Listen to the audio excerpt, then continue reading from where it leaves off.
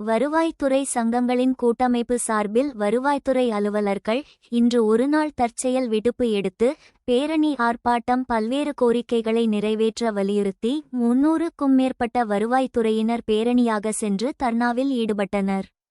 வருவாய்த்துறையினர் 300க்கும் மேற்பட்டோர் ஒருநாள் தற்செயல் விடுப்பு எடுத்துக்கொண்டு காஞ்சிபுரம் தாலுகா அலுவலகத்தில் இருந்து பேரணியாக புறப்பட்டு காமராஜர் வீதி வள்ளல் பச்சையப்பன் தெரு மேட்டு தெரு காவலன் தெரு வழியாக மாவட்ட ஆட்சியர் அலுவலகம் அருகே உள்ள காவலன் கேட் பகுதியில் ஒன்று கூடி வருவாய்த்துறையில் பணியாற்றும் அலுவலர்களுக்கு அனைத்து நிலை களப்பணியாளர்களுக்கும் குண்டர்களால் தாக்கப்படுவதை தொடர்ந்து நடைபெறுவதாகவும் அரசு ஊழியர்கள் பணியின் போது மரணம் அடைந்தால் கருணை அடிப்படையில் நியமனம் வழங்க கோரியும் அதிகமாக பணிகளை மேற்கொண்டு வரும் அலுவலர்களுக்கு ஊதிய உயர்வு வழங்க வேண்டும் உள்ளிட்ட பல்வேறு கோரிக்கைகளை தமிழ்நாடு அரசு நிறைவேற்ற வலியுறுத்தி கண்டன கோஷங்களை எழுப்பி ஆர்ப்பாட்டத்தில் ஈடுபட்டனர்.